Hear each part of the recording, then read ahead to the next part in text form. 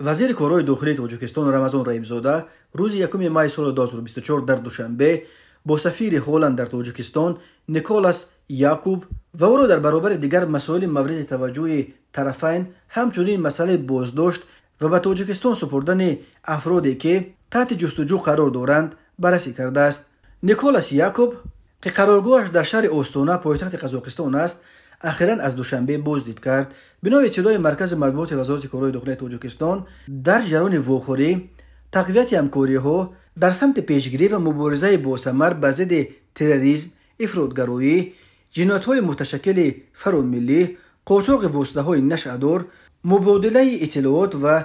مساعدت به تحکیم صلح و ثبات در افغانستان تاکید گردید. دایر به حالت کنونی دورنمای وضع منطقه، جهان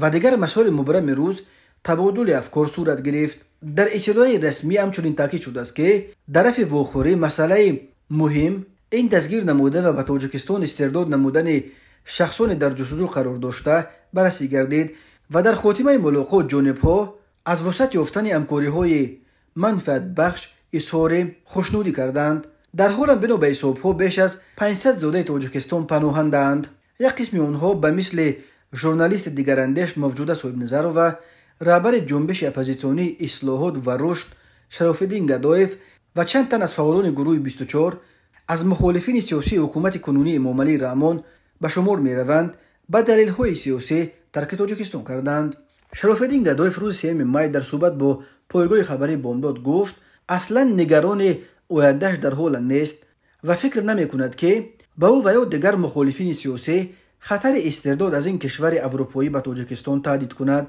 گدایف گفت هلند یک کشور قانونمند است و فکر نمی‌کنم که به سخنان یا خواسته مقامات کشورهای خودکامه چون تاجیکستان عمل کند. بر علاوه سابقه خود من در یادتان باید باشد که وقتی سال 2019 مرا از روسیه ربوده به تاجیکستان بردند، هلند به عنوان کشوری که به من پناهندگی داده بود تا آخر پایفشاری کرد و نایل شد که مقامات تاجیکستان مرا به اروپا برگردانند. شراف‌الدین گدایف میگوید او هنوز قبل از این ملاقات از مقامات کشورهای اروپایی دعوت کرده بود تا درخواست حکومت تاجیکستان برای استرداد مخالفین سیاسیش را خیلی موشکافانه بسنجند و به هر حرفی که مقامات تاجیک میگوید باور نکنند. کشورهای اروپا در گذشته برای پناهجویان